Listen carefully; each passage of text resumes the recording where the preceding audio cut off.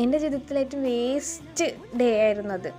എന്താണെന്നല്ലേ, 26 ഡേയ്സിൽ 26 വിന്നേഴ്സ് എന്ന ഈ സീരീസിൽ ഡേ 40 ലെറ്റർ എസ് കിച്ചനാണ് നമ്മളിന്ന് മേക്ക് ചെയ്യുന്നത്. എസ്സിന് ഒരുപാട് ഫാൻസ് ഉണ്ടെന്നുള്ളത് എനിക്ക് മനസ്സിലായി. അപ്പോൾ റൂൾസ് മറക്കണ്ട, നമ്മുടെ ചാനൽ സബ്സ്ക്രൈബ് ചെയ്യുക, കമൻറ്റ് ബോക്സിൽ എന്തെങ്കിലും കമൻറ്റ് ചെയ്യുക, നിങ്ങളുടെ 5 ഫ്രണ്ട്സിന് ഈ വീഡിയോ ഇപ്പോൾ തന്നെ ഷെയർ ചെയ്തു.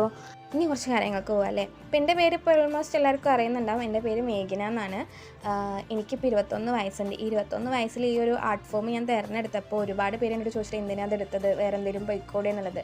പിന്നെ വേറൊരു കാര്യം എന്താണെന്ന് വെച്ച് കഴിഞ്ഞാൽ ഞങ്ങൾ 4 പെൺമക്കളാണ്, ഞാനാണ് മൂത്തത്.